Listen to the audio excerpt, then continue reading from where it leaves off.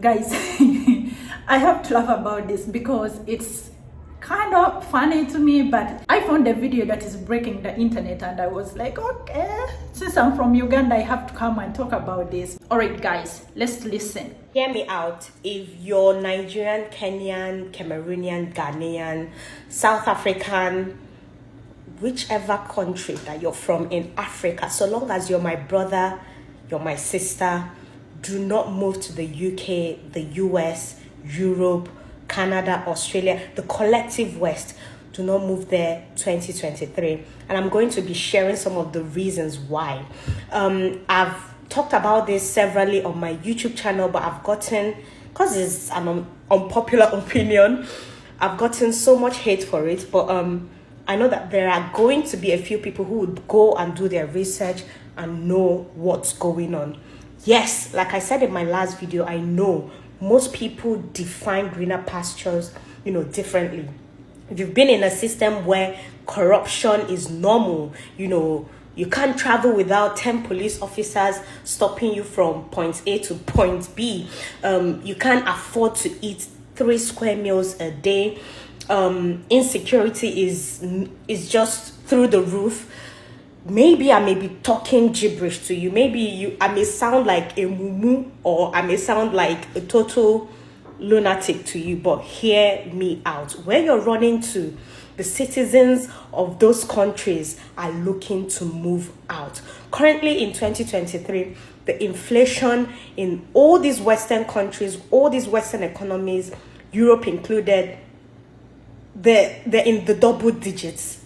Most people can afford, even with a decent wage, most people can afford to save. Most people can afford to live their lives without feeling like they're slaving away, which I know you would do literally anything to leave Africa. Because you may as well go and be a slave there, as long as you're seeing the electricity, the good road, the security.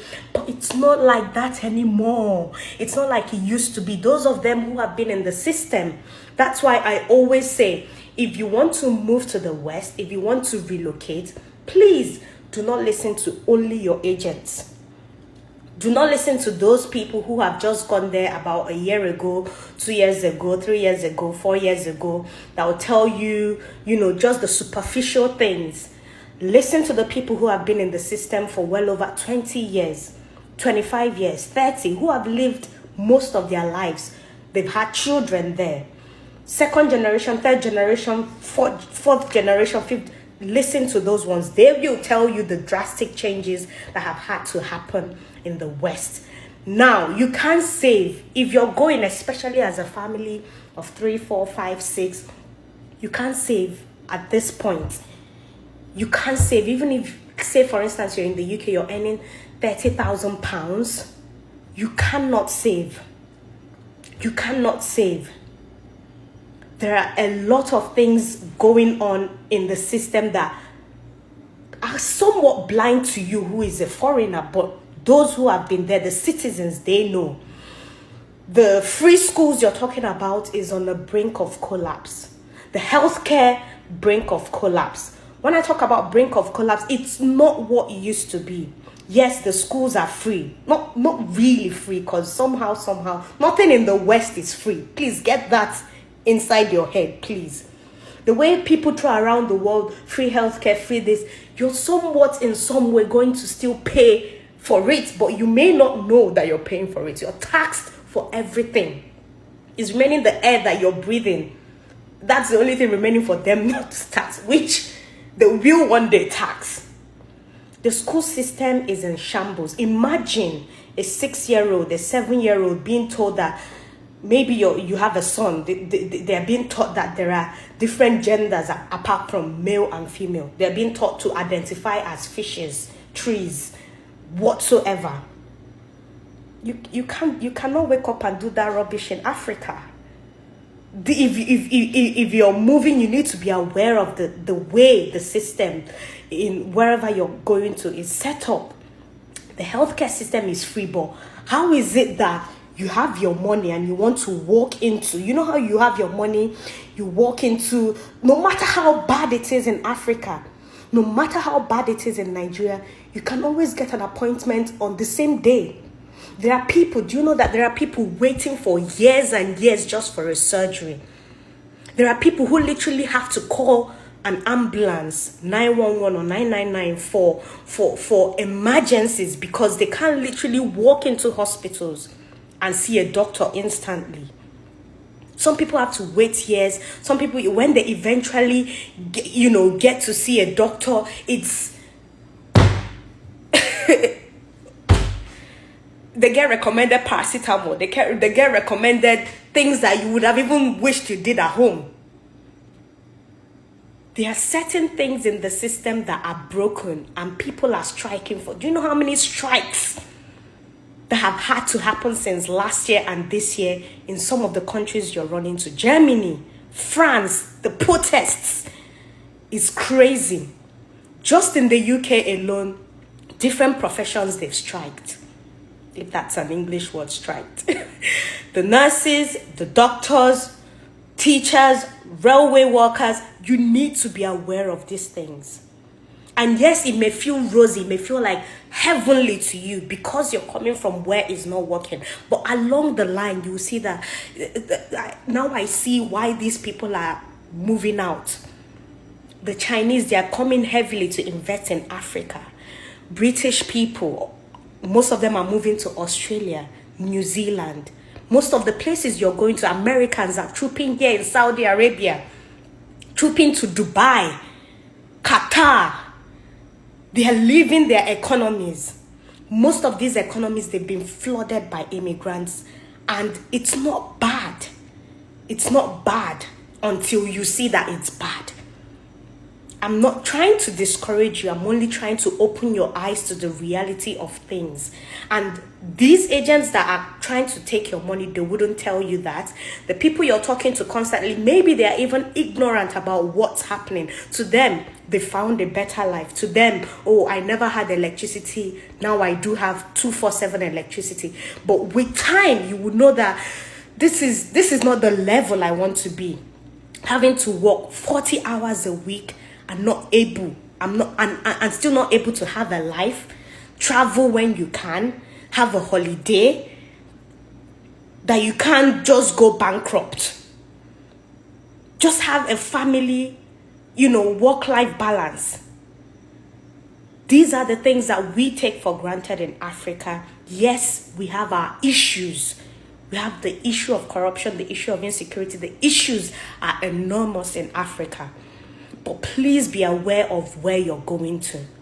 Let's not always condition our minds, The chains of colonialism hasn't still left us to always think that the West is the only place that we can find greener pastures. There are countries like Switzerland. There are countries like the UAE. There are countries like different places that you can literally have a better life. Different places that you can literally just live well without having to slave away. People are leaving the UK in droves whilst you're running to go to the UK. People are leaving the USA in droves because of the neocons, the warmongering politicians, the way that the system has been wrecked, the moral decadence, the insecurity. You're running away from insecurity, from being kidnapped in Africa, but you're running into a system where literally when you send your child off to school, you don't know what's gonna happen. If a lunatic would come in with a gun and pop, kill everyone. It's mad. But at the same time, as much as we glorify the West, as much as we glorify Europe and all that, let's know the issues and ask ourselves, are we able to live with these issues? There are so many of our brothers and sisters that have been in the West, that have been in these places we're running to, and if they can have what you have, the things that you're selling and the properties you're selling, the life you're throwing away, if they can have it, they will run back home. They would move back home. Because yes, you would have all those things, but at the cost of what? Depression, no sunlight, not able to have a work-life balance. Please do your research. And yeah, that's all I have to say. Good luck in everything you want to do. All right, guys, let's talk. And I'm not against what she said, because coming out and speaking about such things, it's something that is really uncommon. So I totally agree with her. But I just want to give my opinion basing on where I'm coming from. Right now in my country, Uganda, whatever she said, I don't think anyone can understand. Somehow, somewhere, I want to agree with her. And at the same time, if I look back where I'm coming from and how my people are suffering, I want to disagree. Because right now unemployment is killing people back home. Majority of the Ugandans are not employed. So there is no way you can tell them to stop traveling abroad. In fact, they are ready to do anything they can to travel abroad. You cannot convince them that abroad is like this and like this with the information she just gave. Nobody will listen to you. And despite the fact that most of us who come out and talk about these things, we are based abroad. And we are not living in Africa. We are somewhere in our rooms and start making these videos and post out there. We visit Africa for vacation. We don't really get to know what people are going through. Yes, we may have gone through those things when we were still in Africa, but right now, since we are living in abroad, we see what our people back home are going through only when we go for vacation. And at the same time, many of you might be experiencing everything that she said in the video. Yes, we can agree to that, but we are still living abroad.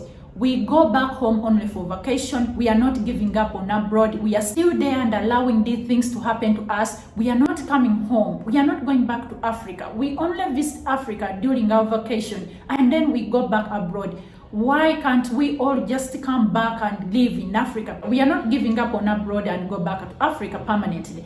And we are preaching to Africans, telling them that you should not travel to this country, don't go to UK, don't go to Europe. And we want them to believe us. That's next to impossible. People back home can only listen and believe what she's saying when she carry her things and go back home to Africa, or when we all Africans that are living abroad, we carry our things and go back home to Africa permanently. That's when people back home who have hopes to travel will settle down and say, okay, they are all back home now, then no more traveling. But as long as we Africans, we are still living abroad, we are not dying, we are managing no matter what, no matter how bad abroad is, as she said, there's nobody who's gonna listen to what she's saying, because people in Africa are desperately looking for money. They will do anything to travel abroad to look for money. In Africa, money is our priority. For example, I'm using my country, Uganda. Right now, if you go to Uganda on the streets of Kampala, you're gonna find a big number of people who are unemployed and they're ready to do anything to get money. That's how bad it is in Kampala right now in my country, Uganda. You can travel anywhere for money. She spoke about insecurity, schools, jobs, things like that. People who are living abroad are also facing those things. In fact, she said colonialism came to stay. People are still living abroad. No matter how hard they work, no matter how long hours they work, they are still living abroad and they are managing that life. They are managing to wake up early in the morning and still go and work for those long hours, be able to earn something and buy food for themselves at the same time, send something back home to their people.